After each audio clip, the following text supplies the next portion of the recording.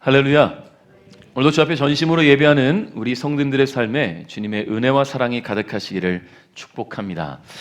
매년 연말이 되면 우리 눈에 들어오는 풍경들이 있습니다. 어떤 풍경들이 있을까요? 먼저는 크리스마스를 앞둔 트리가 준비가 되죠. 보통 12월 초부터 준비가 되는 것 같고, 좀 빠른 곳은 11월 말부터 준비하곤 합니다.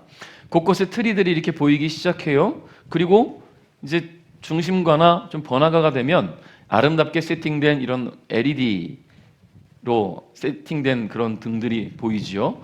저도 어제 저기 단구동에 있는 그 국민은행 그 뒤쪽에 이렇게 갈 일이 있었는데, 갔더니 루미나리에를 쫙 해놔가지고 거기를 일부러 이렇게 지나왔어요. 일부러 그 길로.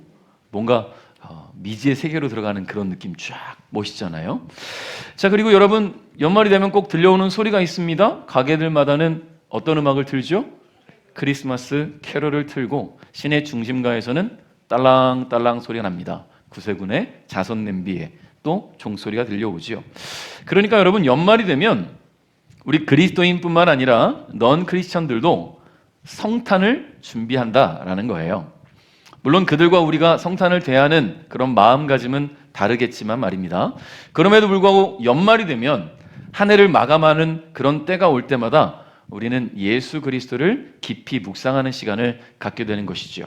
성탄절을 생각하면 올해가 이제 다 끝났구나 라는 생각이 벌써 들죠.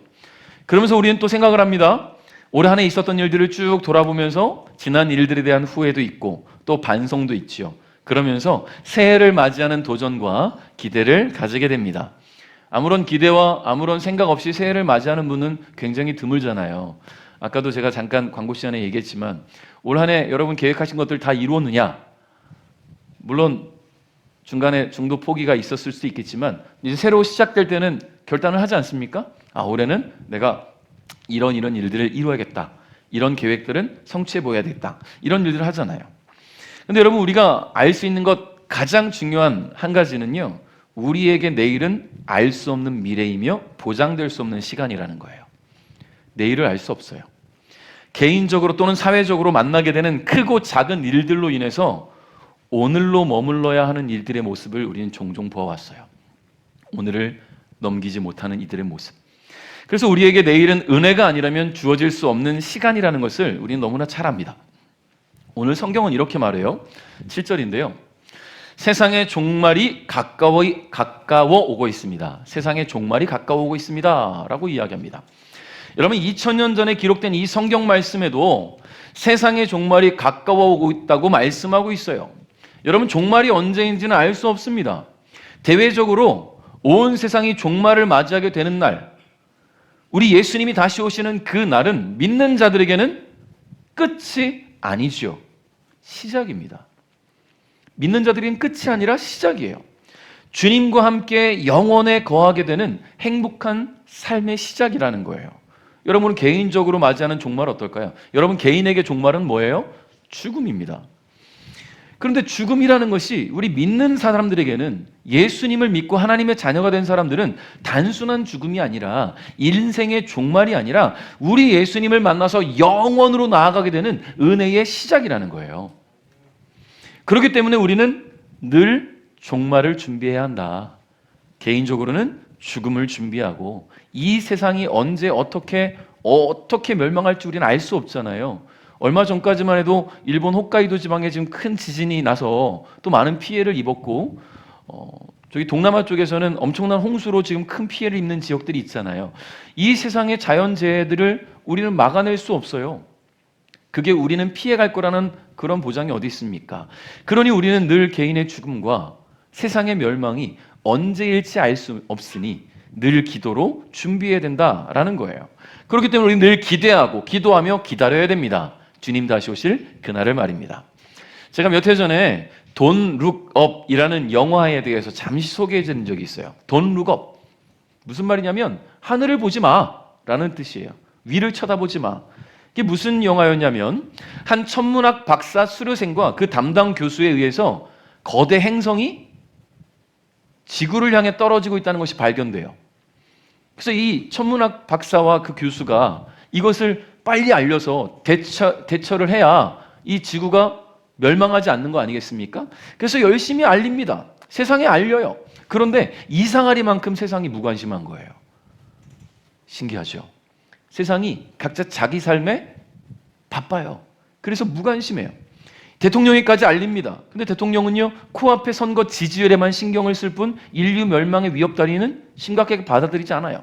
방송국에 알립니다. 방송국에서는요, 하나의 가십거리로 보고 이 사람들을 미친 사람 취급하는 거예요. 에이, 설마 그런 일이 있을 수 있겠어? 라고 말이죠.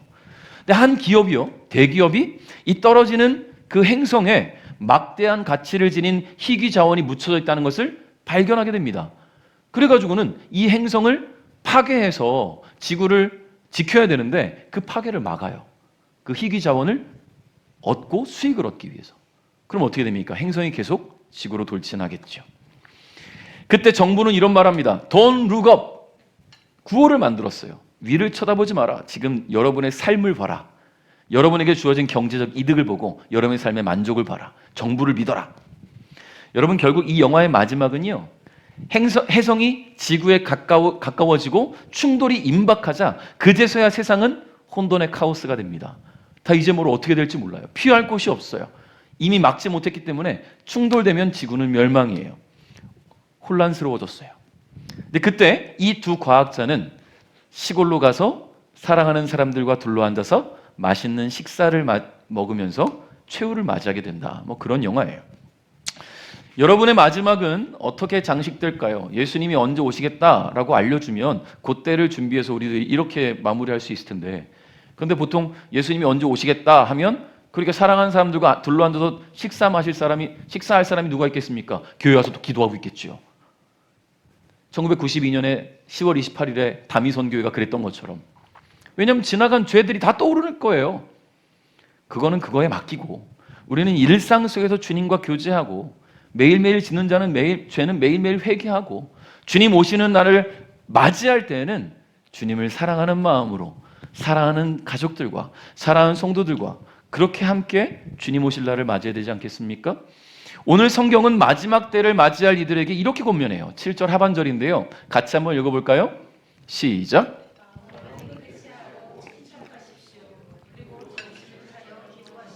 아멘. 자, 마지막 순간에 침착할 사람이 얼마나 되겠습니까? 그때를 안다면 침착하게 준비하기 쉽지 않죠. 오히려 우왕좌왕하고 혼란스러워지지 않을까요? 몇 해 전에 넷플릭스 드라마에서 공개됐던 지옥이라는 드라마가 있었는데 굉장히 신선한 충격을 줬죠. 신이 각 개개인에게 죽을 날을 고지를 해주는 그런 드라마예요. 그래서 되게 무섭게 생긴 이따만한 얼굴이 그 환영처럼 딱 나타나서 이름을 부르고 너는 몇 년, 몇 월, 몇이 지옥에 간다 이렇게 얘기를 해요. 너무 웃기지 않아요? 세상에 있는 모든 사람들에게 고지하는 게 다 지옥에 대한 고지예요. 여러분, 우리는 이미 천국을 고지받은 사람들입니다. 어디서 고지하였어요? 성경이 고지해줬어요. 우리가 예수 그리스도를 믿고 그분이 나를 구원하신 하나님의 아들임을 믿을 때에 우리는 하나님의 자녀가 되는 권세를 주셨단 말이에요. 성경이 우리에게 천국을 고지하셨는데 그 지옥에 대한 고지에 우리가 두려워할 필요가 없다라는 이야기지요. 자, 그러면 주님은 마음을 깨끗하게 하고 침착하게 정신 차려 기도하라고 권면하는 이 말씀, 주님이 다시 오시는 그날은 우리에게는 축제이며 기쁨의 순간이기 때문이겠지요. 우리는 그날이 언제인지 알 수 없어요. 그렇기 때문에 매일매일 그 순간을 준비해야 됩니다. 혼인잔치에 참여하기 위해 신랑을 기다렸던 10처녀의 비유를 아실 겁니다. 등불을 준비해야 되는데 등은 준비했으나 기름을 준비하지 않은 5처녀는 그 밤에 갑자기 신랑이 왔을 때 혼인잔치에 들어가지 못해요. 기름을 미리 준비하고 있던 5처녀만 혼인잔치에 들어가게 되지요. 그러니까 우리는 준비해야 되는 거예요. 준비해야 된다. 다시 오실 주님을, 우리가 주님 만날 그날을 개인적으로, 대외적으로 늘 준비해야 된다라는 거예요. 자, 그러면 어떻게 그날을 준비할 수 있을까? 어떻게 준비해야 될까? 오늘 성경을 통해서 우리가 알 수 있습니다. 8절 말씀 읽어봅니다. 시작. 사랑은 다른 사람의 허물과 죄를 덮어줍니다. 아멘. 자, 하나님께서 택하시고 부르신 하나님의 사람들이 주님 만날 준비를 함에 있어서 가장 중요한 핵심 요소는 바로 사랑이에요. 참 여기서 의문이 들죠? 믿음 아닌가? 믿음이 있어야 구원받는가? 여러분, 믿음은 기본값입니다. 디폴트 값이라고 하죠. 믿음은 기본에 깔고 가야 되는 거예요. 믿음이 없이는 여기 있을 필요가 없지요. 믿음이 없이는 주님께서 나를 구원했다는 그런 생각조차 할 수 없어요. 천국 우리에게 주어지잖아요. 믿음이 없으면. 믿음은 기본적으로 갖고 있어야 될 마음이고 우리의 가장 기본값이고 그 믿음의 기본값에 우리가 더해야 될 것은 바로 사랑이라는 거예요. 여러분, 사랑은 주고받는 것입니다. 주기만 하는 것도 아니고 받기만 하는 것도 아니고 서로 주고받는 게 사랑이에요. 요한일서 4장 16절 말씀에 이로써 우리는 하나님께서 우리를 위해 베푸신 그 사랑을 알 수 있고 그 사랑을 굳게 믿을 수 있습니다. 하나님은 사랑이십니다. 사랑 안에 사는 사람은 하나님 안에 사는 사람이며 하나님도 그 사람 안에 계십니다. 라고 말씀하고 계시죠. 여러분, 하나님은 사랑이십니다. 믿으십니까? 하나님은 사랑이세요. 자, 하나님께서 베푸신 그 사랑을 받은 우리들은요, 사랑을 받는 것으로 끝나면 안 됩니다. 하나님께 우리의 사랑을 드려야 된다라는 거예요. 사랑을 드린다라는 표현은 좀 어색할 수 있어요. 사랑해야 한다, 사랑한다라는 표현이 맞겠죠. 그럼에도 불구하고 우리가 하나님께 사랑을 드려야 하는 것은 받은 사랑이 너무 크기 때문에 내가 하나님 사랑해요 라는 말로는 감히 표현할 수 없고 갚을 수 없어요. 그래서 내가 애써서 준비해서 열심히 힘써서 하나님께 사랑을 드려야 되는 거예요. 할렐루야. 여러분, 이 사랑을 연약하고 부족한 피조물이 우리가 어떻게 갚을 수 있겠습니까? 여러분, 사랑하는 사람들이 다 있잖아요. 사랑하는 사람에게 사랑한다는 말, 물론 진심에서 우러나는 사랑한다는 말이 가장 중요하겠지만 그 사랑을 표현함에 있어서는요, 여러 가지 준비들이 있을 수 있잖아요. 분위기를 준비할 수도 있고 아주 분위기 좋은 레스토랑에서 준비해서 그 준비하는 게 다 뭡니까? 내 노력이에요. 내 애쓰름이에요. 사랑하는 자녀들이 부모님이 나를 길러주시고 키워주신 것에 감사해서 어버이날에 감사합니다, 꽃 하나 딱 보다는 정말로 정성스럽게 편지를 하나 쓴다든지 부모님을 모시고 식사를 대접한다든지 뭔가 그런 내 사랑을 표현할 수 있는 그런 것들이 뭔가 있을 때에 사랑을 드리는구나 라는 게 알려질 수 있는 것처럼 하나님을 사랑하는 우리 마음이 하나님 사랑해요 라고 표현되고 끝나는 것이 아니라 주님 앞에 나오는 것으로 우리는 하나님께 사랑을 드리고 주님 앞에 나와서 예배를 잘 준비해 드림으로 하나님을 사랑하는 것을 표현해 드릴 수 있는 거예요. 여러분, 사랑은 매우 단순해요. 사랑하면요, 그 사람만 생각납니다. 사랑하면 그 사람에 대해서 더 알고 싶어지죠. 사랑하면 그 사람이 좋아하는 것이 생각납니다. 사랑하면 그 사람이 무엇 하고 있는지 궁금해지고요. 사랑하면 그 사람과 같이 있고 싶어지고 사랑하면 그 사람과 떨어지고 싶지 않아요. 하나님은 그렇게 우리를 사랑하셨어요.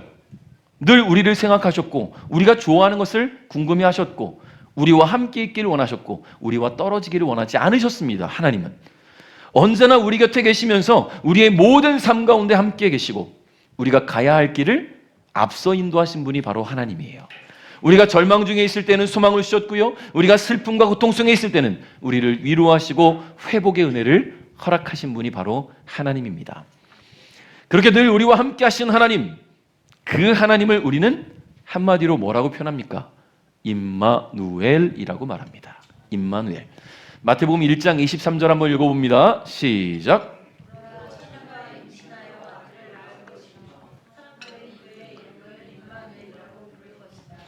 임마누엘은 우리와 함께 계시는 하나님이라는 뜻입니다. 아멘. 자, 여러분, 사랑을 받고 있다, 나는 사랑을 하고 있다, 이 사랑에 대해서 느끼는 순간들이 있잖아요. 그죠? 자, 그러면 사랑을 받고 있다고 느낄 때 이 사람이 정말로 나를 사랑하고 있구나라는 것을 느낄 때가 분명히 있을 텐데 연인 사이에는 더 그렇겠죠? 부부 사이에도 마찬가지고. 자, 그러면 이 사람이 나를 정말로 사랑하고 있구나라고 느껴지는 순간들이 어떤 순간들이 있는지 베스트 10을 제가 AI한테 물어봤어요. AI한테. 요즘 AI한테 물어보면 다 알려줘요. 자, 첫 번째. 여러분 공감되는 게 몇 가지나 있는지 한번 생각해 보세요. 나의 사소한 습관이나 취향을 기억해 줄 때. 그런 거 같습니까? 너 이거 안 좋아하잖아. 이거 네가 좋아하는 거야. 라는 그 아주 사소한 거. 그 한마디 때문에 괜히 그 사다가 숨기고 있다가 쏙 꺼내주는 그런 마음.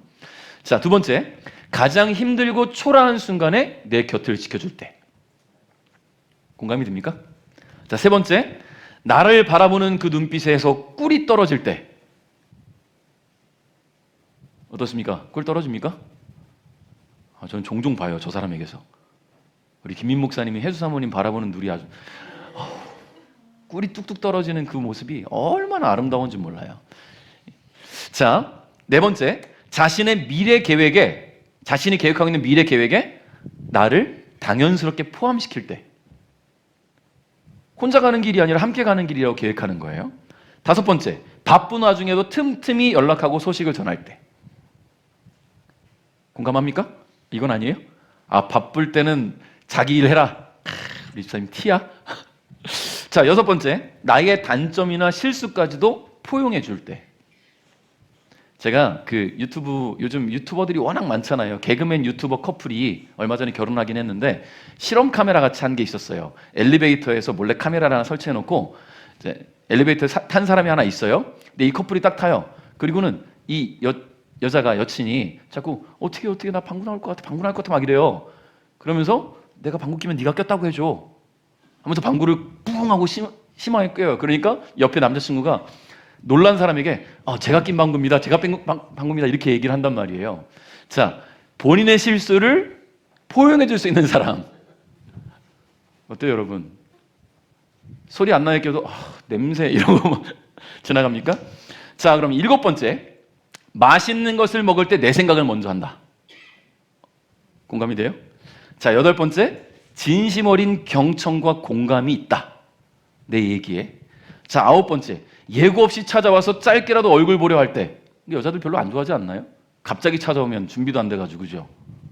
이건 진짜 하지 말아야 될 거예요. 잘못 썼네. AI가 몰라요, 확실히. 자, 열 번째, 나를 더 나은 사람이 되고 싶게 만들 때. 그렇죠. 자, 여러분, 몇 개나 공감이 될까요?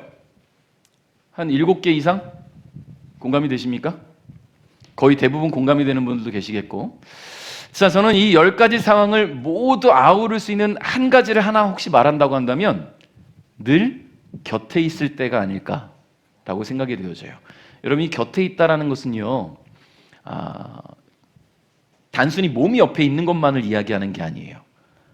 옆에 있으면 뭐합니까? 계속 핸드폰 하고 있고 딴짓하고 있으면 곁에 있으나 마나한 거 아니겠습니까? 마음과 생각이 그 사람에게 집중되어 있으며 함께하는 시간, 그것을 곁에 있을 때라고 말할 수 있을 것 같아요. 여러분, 사람은 늘 함께 있을 수 없어요. 그렇잖아요. 여러분, 늘 가족들과 함께 계시지 않아요. 아침에는 일터로 가야 되고 아이들은 학교로 가야 되고 우리는 일상을 살아간단 말이에요. 그럼에도 불구하고 그 사람이, 그 아내가, 그 아이들이 내 곁에 있는 것처럼 느껴진다는 것은요, 자주 연락도 하고 그 사랑이 표현될 때 곁에 있음이 느껴지는 거겠지요. 여러분, 사람은 함께 있을 수 없어요. 물리적으로 공간의 한계가 있으니까. 근데 하나님은 어떻습니까? 시간과 공간에 대한 한계가 없으십니다. 그래서 하나님은 언제나 우리와 함께 하실 수 있습니다. 임마누엘, 이 임마누엘이란 말은요, 우리를 향한 하나님의 사랑을 가장 잘 표현한 단어라고 생각해요. 하나님 우리와 함께 하신다. 그러면 임마누엘의 하나님은 우리를 얼마만큼이나 사랑하실까? 8절 하반절 한번 읽어봅니다. 시작. 아멘. 자, 하나님은 끝까지 사랑하셨습니다. 끝까지 사랑하셨습니다. 자, 여기서 이 끝은 시간 개념의 어떤 끝을 말하고자 하는 것은 아니에요. 여러분, 누군가 관계를 끝내야 되겠다고 생각하는 때가 있어요. 친구든 알고 지내는 사람이든 지인이든 이 사람과의 관계는 끝내야 되겠구나, 그 생각이 드는 때가 분명히 있었을 겁니다. 손절해야지. 그런 때가 언제냐면 그 사람의 끝을 봤을 때, 나를 대하는 그 사람의 끝, 성품이나 행동이나 말이나 그 사람의 끝이 보여지면 이 사람은 함께할 수 없겠구나 라는 것이 느껴지는 거예요. 인간적인 면뿐만 아니라 인격적인 면으로도 도저히 상대할 수 없을 거라고 판단될 때 그 사람의 끝을 보면요, 미운 정도 떨어지게 되는 것이죠. 그럴 때 실망하고 체념하고 더 나아가서 관계를 단절하게 돼요. 여러분, 하나님 앞에서 인간은 어땠습니까? 끝을 보였어요. 하나님은 인간을 만드시기에 앞서서 모든 만물들을 조성하셨어요. 인간이 살아갈 수 있는 모든 환경들을 인간을 위해서 만드셨단 말이에요. 그리고 그 인간에게 그 모든 만물을 다스릴 수 있는 권한도 주셨어요. 하나님이 만드신 세상이지만 그 세상을 누리고 다스릴 수 있는 그 권한을 인간에게 위임하셨단 말이에요. 왜냐하면 인간을 너무나 사랑하셨기 때문이지요. 그런데 인간은 어땠습니까? 그렇게 무한한 사랑을 베푸신 하나님께 죄를 범했어요. 죄가 있지 않았지만 인간들은 죄를 범했다라는 거예요. 욕심 때문에, 교만 때문에 말입니다. 모든 것을 주시고 믿어주신 그 하나님을 배신하고 자신의 욕망에 따라 움직여서 하나님을 등졌어요. 하나님 입장에서는요, 인간이 끝을 보였어요. 하나님 말씀에 불순종하고 선악과를 따먹은 그들은 눈이 밝아졌어요. 그리고 자신들이 벗었음을 깨닫게 되죠. 그들이 한 일이 뭡니까? 무화과 나무 잎으로 급하게 중요 부위만 가리고 숨어버렸단 말이에요. 여러분, 하나님은 지금 인간의 끝을 봤단 말입니다. 그런데 하나님은 그들을 찾아오셨어요. 임마누엘의 하나님께서 그들과 함께 하시기 위해 또 찾아오셨단 말이에요. 그들의 죄를 아시면서도. 그리고는 그들의 입은 이 무화과 나무 잎이 금방 썩어서 사그라질 수 있으니 하나님께서는 동물을 잡아 가죽옷을 만들어서 그들에게 입혀주셨지요. 그들을 에덴 동산에서 쫓아내시며 벌을 내리셨지만 그 후로도 하나님은 늘 그들의 삶을 지켜보셨습니다. 늘 그들과 함께 하셨습니다. 언제나 함께 하신 하나님, 끝까지 사랑하신 임마누엘의 하나님이셨다라는 거예요. 여러분, 우리 죄를 지으면요, 하나님께서 우리로부터 멀어진다고 생각하지만 하나님은 늘 한결같이 우리와 함께 하시는 분임을 여러분 잊지 않기를 바랍니다. 우리가 끝을 보일지라도 하나님은 우리가 회개하고 돌아서서 다시 하나님을 바라보고 의지하기를 기다리신다는 거예요. 자, 두 번째는요, 하나님은 몸 던져 사랑하셨다라는 거예요. 몸을 던지셨다. 사랑은 다른 사람의 허물과 죄를 덮어준다고 조금 전에 말씀했어요. 여러분, 덮는다라는 말은 이 죄를 가볍게 여기고 그냥 숨겨주고 감춰준다 이런 의미를 말하는 게 아니라 그 죄의 대가를 치르고 책임지신다라는 의미예요. 그 죄의 대가를 주님이 책임지신다. 하나님은 우리가 지은 죄 위에 침묵을 덮은 것이 아니라 십자가의 보혈을 덮으셨습니다. 임마누엘은 마국간에서 시작되어서 십자가에서 선명해졌어요.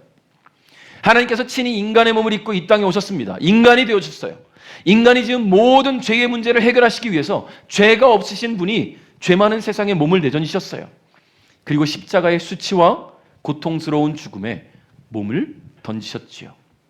그렇게 주님은 인간들의 죄를 대신해 십자가에 자신을 대속물로 들이심으로 인간의 모든 죄를 용서하셨습니다. 하나님은 그렇게 몸 던져 사랑해 주셨어요.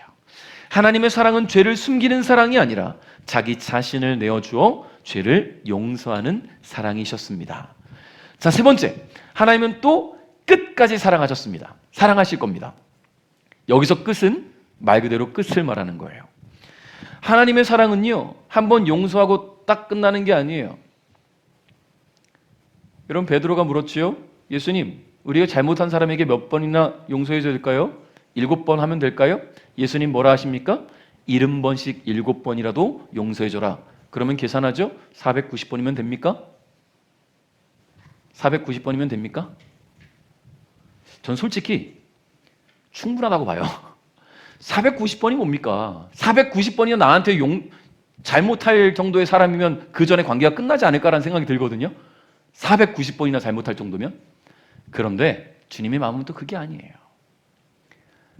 주님의 말씀하신 것은 490번을 말하는 것이 아니라 영원토록 용서할 수 있는 마음을 품어라. 왜냐하면 주님이 우리에게 그 마음이셨어요. 주님은 한 번 용서하고 떠나는 사랑이 아니셨습니다. 끝까지 함께하며 끝까지 인도하시는 끝사랑이었어요. 우리 인생에는 끝이 있어요, 분명히. 서두에 말씀드렸듯이 우리 인생에는 개개인의 종말이 있습니다. 삶의 끝, 죽음이 온다는 말이에요. 개인적으로든 대외적으로든 끝은 반드시 옵니다. 하나님은 그 끝까지 그 끝의 순간까지 우리를 사랑하십니다. 그리고 그 끝의 순간에서 우리로 하여금 영원한 삶의 출발점에 서게 하신 분이 바로 우리 하나님이라는 거예요. 그러므로 하나님의 사랑은 끝까지를 넘어선 영원한 사랑이라는 것을 여러분 잊지 않기를 주님의 이름으로 축복합니다. 자, 그러면 그 사랑을 받은 우리는 주님 다시 오실 그날까지 어떻게 살아야 되느냐? 어떻게? 여러분, 사랑이면 되는 거예요. 사랑이면 돼요. 여기서 또 믿음을 얘기하지 마십시오. 믿음은 아까 말씀드렸죠. 기본값입니다. 예수님이 나를 위해 죽으시고 부활하신 나의 구주라는 그 믿음은 기본값이고, 그 기본값은 우리 그리스도인들의 가장 중요한 요소이고 베이스고, 거기에 우리가 사랑을 더하는 거예요. 9절 말씀 한번 읽어볼까요? 시작. 서로 대접하십시오. 아멘. 자, 여기서 대접하라 라고 번역된 헬라어는요, 필록세노이라는 단어인데요, 사랑하는 이라는 단어가 필로스, 들어보셨죠? 아가페, 에로스, 필로스. 그 필로스는 서로 주고받는 우정, 친구 간의 그런 사랑을 말하는 거예요. 자, 그리고 나그네를 의미하는 크세노스라는 단어가 합성된 게 필록세노이라는 거예요. 대접하다라는 말은. 그러니까 문자적으로 해석하면 나그네에게 사랑을 베푸는 이라는 말입니다. 여러분, 필로스는 서로 주고받는 사랑이라 그랬어요. 우리가 서로 사랑을 주고받을 때 그 안에서 어떤 일방적인 희생이 아니라 서로 마음이 통하고 서로에게 도움이 되는 관계에서 발생되는 그 사랑이 있을 때 우리 성도들은 공동체를 만들어갈 수 있고 그 공동체는 성장할 수 있어요. 그 사랑이 베이스가 될 때. 근데 그 사랑이 여기 안에서만 똘똘 뭉쳐가지고 우리끼리 지지고 볶고 하고 있으면 주님이 이 안에서 우리에게 그 사랑을 더 확장시키지를 못한다는 거예요. 그 사랑은 나가야 되는 거예요. 나눠줘야 된다는 겁니다. 근데 여러분, 나그네에게 사랑을 베푸는 건 좀 불편할 수 있겠죠. 함께 살아가고 함께 예배하고 함께 신앙생활을 공유하는 우리 지체들이 아니라 그 외 다른 이들에게 사랑을 베푸는 것이 좀 어색할 수 있고 불편할 수도 있어요. 근데 왜 이런 말씀을 했느냐? 여러분, 베드로전서는 사도 베드로가 기록한 말씀이지요. 초대교회 때는요, 일반인들을 위한 그런 숙박시설이 거의 없거나 빈약했어요. 근데 로마가 교회에 핍박을 가하자, 기독교 박해가 시작되자 많은 그리스도인들이 뿔뿔이 흩어지기 시작합니다. 나그네처럼 곳곳으로 뿔뿔이 흩어져요. 그러다 보니까 재정적 부담 때문에 이 사람들이 숙박시설을 이용하는 것이 참 어려웠어요. 빈약한 데다가 재정적으로도 어렵지요. 그래서 베드로는 성도들에게 이런 권면을 하는 거예요. 그리스도인들을 대접함에 있어서 불평하지 말고 사랑으로 섬기세요 라고 말입니다. 여러분, 우리가 도움이 필요한 일을 섬기는 일이 예수 그리스도를 섬기는 일이라 믿고 불평함 없이 감사함으로 사랑을 베풀며 섬길 때에 주님은 그런 우리의 모습, 우리의 삶을 기억하신다는 겁니다. 10절, 11절 말씀 한번 같이 읽어봅니다. 시작.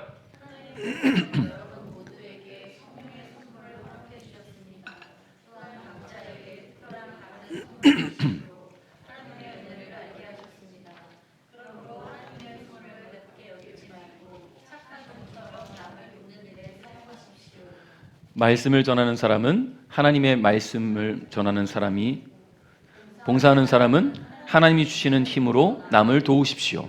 무슨 일을 하든지 예수 그리스도를 통해 하나님께서 영광을 받도록 하시기 바랍니다. 그분에게 영광과 능력이 영원토록 함께하기를 바랍니다. 아멘. 자, 하나님은 우리 모두에게 성령의 선물을 주셨어요. 그 성령의 선물, 하나님이 주신 은사, 우리는 곧 달란트라고 말합니다. 여러분, 어떤 이는 태어날 때부터 달란트가 있어요. 그 재능이라고 하죠. 근데 또 어떤 사람은요, 성장하면서 그 재능이 개발되기도 합니다. 태어날 때부터 갖고 있던 달란트든 개발된 달란트든 주님이 주신 달란트라는 거예요. 우리에게 있는 달란트는 하나님의 은혜를 깨닫는 아주 중요한 도구입니다. 하나님이 우리를 얼마나 사랑하시는지, 우리를 향한 비전과 계획을 가지고 계신지를 알 수 있는 도구가 바로 달란트라는 거예요. 여러분, 그 은혜를 받고 그 은혜 안에 머물면서 자신의 삶의 위암 안위만을 도모하려 한다면 하나님이 달란트를 주신 목적대로 쓰임받지 못하게 된다는 거죠. 여러분, 베드로는 하나님의 선물로 남을 돕는 일에 사용하라고 권면합니다. 여러분, 말씀 전하는 사람이 하나님의 사랑이 없이 여기서 말씀을 전하면요, 이 사람은 자신의 어떤 개인적인 욕망과 유익과 이익을 위해서 좋은 말씀들만 가려서 발췌해서 전할 거예요. 여러분들 귀에 들기에 달콤한 꿀송이 같은 말씀만을 전하겠지요. 그래서 이 사람들이 나에게 빠져들고 나와 함께하기를 바라게, 그런 어떤 것들을 만들겠지요. 근데 하나님의 사랑이 있는 사람이 어떻게 말씀을 그렇게 전합니까? 말씀 통해서 하나님께서 때로는 축복하시고 복 내리시고 은혜 주시지만 때로는 때리시기도 한다는 거예요. 그 말씀을 통해 우리를 깨닫게도 하신다는 거죠. 그러니 말씀 전하는 사람이 하나님의 사랑이 없으면 안 되는 거예요. 그럼 봉사하는 사람은 어떻습니까? 하나님의 사랑이 없이 봉사하면요, 일이 돼요. 지겨워요. 피곤해요. 스트레스가 쌓여. 하면서도 너무나 고통스럽습니다. 여러분, 일이 되는 순간 기쁨과 감사는 사라지고 피로와 스트레스가 쌓이게 되겠죠. 여러분, 그래서 사랑이 필요한 거예요. 사랑이면 됩니다. 하나님의 사랑, 내가 받은 대로 주님께 드리고 받은 대로 서로 나누고 받은 대로 베풀고 나누는 하나님의 사람들이 될 때에 주님 다시 오시는 그날 주님은 우리를 향해 잘했다, 착하고 충성된 종아 라고 말씀하시면서 우리를 꼭 안아주실 겁니다. 할렐루야. 여러분, 지난 금요일에 사도행전 14장 말씀을 나누면서 제가 굉장히 제 스스로도 굉장히 큰 도전이 되고 은혜가 된 말씀이 있어요. 이번 주 철회 예배 때, 금요기도회 때 사도행전 14장 8절, 9절, 10절 말씀을 나눴거든요. 여기 보면 바울과 바나바가 제1차 선교여행을 갔을 때예요. 루스드라라는 곳에 갔을 때 그곳에 태어나면서부터 걷지 못하던 한 사람을 만납니다. 태어나면서부터 걷지 못하던 사람. 여러분, 한 번도 걸어본 적이 없는 사람이 오늘 그 사도 바울이 전하는 말씀을 듣고 있었어요. 말씀을 듣고 있는 그의 시선에 바울은 어떤 마음을 가졌냐면, 이 사람에게 고침을 받을 만한 믿음이 있다라는 것을 바울이 깨달았단 말이에요. 바울이 깨달은 것이 아니라 성령께서 그 마음을 알게 하신 것이지요. 그러면 생각해 보십시오. 한 번도 걸어보지 못한 사람이 말씀을 들을 때 고침받을 만한 믿음이 그 안에서 생성되어지는 것이 보여질 정도면 그 안에 자신의 의지가 아니라 말씀을 통해 들려지는 하나님을 의지하기 시작했다는 말 아니겠습니까?